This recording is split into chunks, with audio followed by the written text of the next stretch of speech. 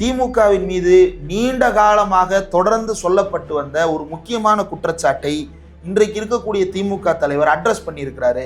கிளைக்கழக அளவுல இளைஞர்களுக்கான வாய்ப்பை உருவாக்கி தருவதற்கான வேலையை திமுக முன்னெடுத்து விட்டது. எல்லா குடும்பங்களும் பார்ட்டிசிபேட் பண்ணுகின்ற வகையில ஒரு முக்கியமான மாற்றத்தை திமுக எடுத்திருக்கிறது.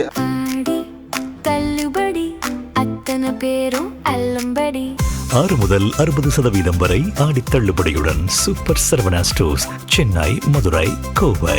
திமுகவில் தேர்தலுக்கு பிறகு மாற்றங்கள் ஏற்படும் அப்படின்னு சொல்லிட்டு பல ஜோசியக்காரர்கள், நியூஸ் சேனலில் வேலை பார்க்குற ஜோசியக்காரர்கள் யாரு வேற யாரும் இல்லை, நம்ம சக நண்பர்கள் தான், பத்திரிகையாளர்கள். அவர்கள் அதை மாற்றப் போகிறார்கள், இவர்கள் இதை மாற்றப் போகிறார்கள், அவர் பதவிக்கு ஆபத்து, இவர் பதவிக்கு வேட்டு அப்படின்னு சொல்லிட்டு பல வகையான கருத்துக்கள். இன்றைக்கு செயற்குழு கூட்டிவிட்டது, தீர்மானம் நிறைவேறிவிட்டது. திமுகவில் முக்கியமான மாற்றங்கள் 10 முக்கியமான பாயிண்ட்ஸ். பாயிண்ட் நம்பர் 1, கிளைக்கழக செயலாளராக தேர்ந்தெடுக்கப்படும் ஒருவர் அதிகபட்சம் 2 முறை மட்டுமே இருக்க முடியும். கட்டமைப்பில் புது ரத்தம் பாய்ச்சிட கிளை செயலாளருக்கு அதிகபட்ச வயது 45. அப்போ கிளைக்கழக அளவில் இளைஞர்களுக்கான வாய்ப்பை உருவாக்கி தருவதற்கான வேலையை திமுக முன்னெடுத்து விட்டது. பாயிண்ட் நம்பர் 2, சென்னை, கோவை, மதுரை, திருச்சி, சேலம் மாநகரங்கள்லையும் சூழலுக்கு ஏற்ப பிற மாநகராட்சியிலையும் வட்டக்கழகங்களை வலிமைப்படுத்த கிளைக்கழகங்கள் அமைக்கப்படுகிறது. அதுலேயும் 45 வயசு 2 தடவைக்கு மேலே இருக்கக்கூடாது. அடுத்து பாயிண்ட் நம்பர் 3, 10,000 வாக்காளர்களை கொண்ட வட்டக்கழகங்கள். சென்னை மாநகராட்சியில் ஒரு வட்டக்கழகத்திலையும் 10,000 வாக்காளர்கள் இருக்கிறாங்க. பிற மாநகராட்சியில் 5,000 வாக்காளர்களாக இருக்கிறாங்க. மாநகர, நகர, பேரூர் வட்டக்கழக செயலாளர்களின் அதிகபட்ச வயது 50. இப்போ கிளைக்கழகத்துக்கு 45, மாநகர, நகர, பேரூர் கழக செயலாளர்களுக்கு வயது 50. சென்னை மாநகராட்சியில் பகுதி கழகங்கள் சராசரியாக 40,000 வாக்காளர்கள் இருக்கிறாங்க.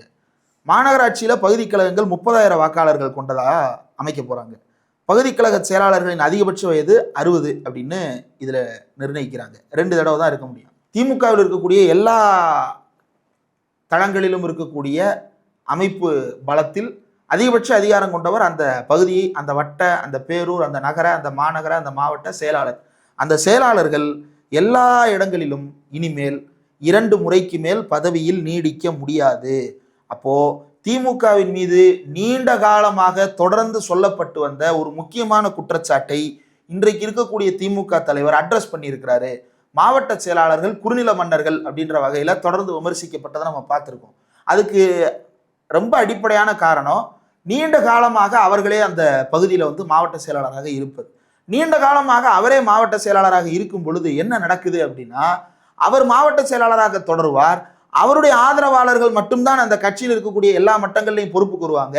அவங்களுக்கு தான் எல்லா வகையான பதவிகள்லையும் முன்னுரிமை அளிக்கப்படுகிறது. அப்போ அந்த கட்சிக்காகவே உழைத்து கொண்டிருந்த பலருக்கு என்ன அப்படின்னா, இப்போ மாவட்ட செயலாளராக ஒருத்தர் 2 டேர்ம் தான் இருக்க முடியும். இப்போ 3 வருஷம்னா 6 வருஷம், அல்லது 5 வருஷம்னாலும் 10 வருஷம் தான். அவர் மகனுக்கே அடுத்து கொடுக்குறாருனாலும் அவரும் 2 தடவை தான் இருக்க முடியும். அதுக்கப்புறம் வேற ஒருத்தர் வந்து தானே ஆகணும். அப்போ பிரேக்கிங் த லீனியேஜ். அப்போது குடும்ப ஆட்சி அப்படின்னு சொல்லி கிளைக்கழக அளவில் கூட குடும்ப ரீதியாகவே இருக்கிறார்கள் அப்படின்னு சொல்கிறதுல எல்லா குடும்பங்களும் பார்ட்டிசிபேட் பண்ணுகின்ற வகையில் ஒரு முக்கியமான மாற்றத்தை திமுக தன்னுடைய இந்த தேர்தல் தோல்விக்கு பிறகு எடுத்திருக்கிறது அப்படின்றது ரொம்ப முக்கியமானது. அதே போல் அதிகபட்சம் 2 தொகுதிக்கு ஒரு மாவட்ட செயலாளர்ன்ற வகையில் மாற்றி அமைக்கிறாங்க. அதே போல் ஒரு இடத்துல ஒரு தொகுதி தனியாக விழுகுது, வருவாய் மாவட்ட வாரியாக பிரிக்கும் போது ஒரு தொகுதி தனியாக விழுகுது அப்படின்னா அதை ஏதாவது பக்கத்தில் இருக்கக்கூடியதோட 3வது தொகுதியாக சேர்த்துக்கலான்ற ஃப்ளெக்சிபிலிட்டியும் வச்சிருக்கிறாங்க.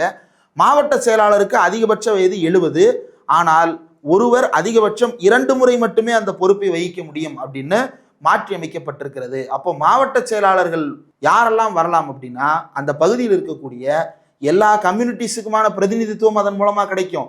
அந்த கட்சியில் நீண்ட காலமாக உழைத்த எல்லாருக்கும் அந்த வாய்ப்பை அனுபவிக்கின்ற ஒரு வழிவகை உருவாக்கப்பட்டிருக்கிறது.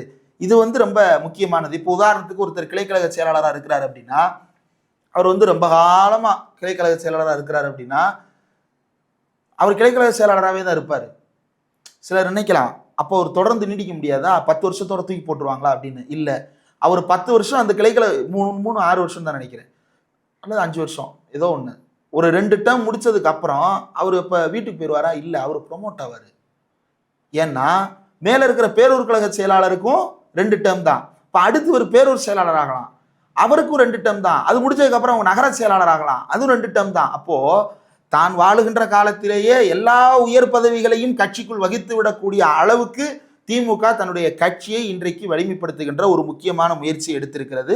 அதே போல திமுக தலைவர் பேசும்போது ரொம்ப முக்கியமான பல்வேறு குறிப்புகளை சொல்லி இருக்கிறாரு.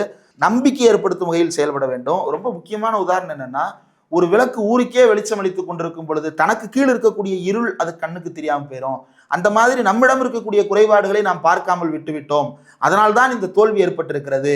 ஆகவே என்னுடைய சிந்தனைப்படி இந்த மாற்றங்களை செய்ய முயற்சித்து வருகிறோம் அப்படின்னு சொல்லிட்டு இன்றைக்கு எடுத்து வைத்திருக்கிறார்.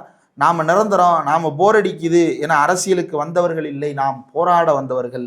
வெற்றி தோல்வியில் நம் இயக்கத்தின் வாழ்க்கை அடங்கி இருக்க போவது இல்லை. தேர்தலில் தோற்றால் அடுத்த தேர்தல் வரும் வரை தூங்கி வழிவதுதான் மற்ற கட்சிகளின் வழக்கம். எதிர்க்கட்சியாக இருந்தாலும் சுணங்கி விடாமல் கம்பேக் கொடுப்பதில் நாம் ஸ்பெஷலிஸ்ட் அப்படின்றத திமுக தலைவர் இன்றைக்கு பேசியிருக்கிறார். சூர்யா கிருஷ்ணமூர்த்தி கூட இதுக்கு முன்னாடி ஒரு தடவை பேசும்போது வி வில் கம்பேக் ஸ்ட்ராங்கர் அப்படின்னு சொல்லிட்டு அவர் பேசியிருப்பார்.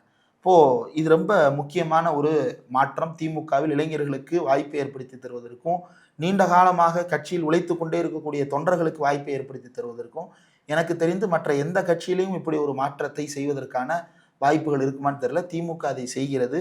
என்ன மாதிரி அந்த மாற்றங்களை முன்னெடுக்கிறாங்கன்றத விரிவாக திமுகவினருடைய பேசுவோம்.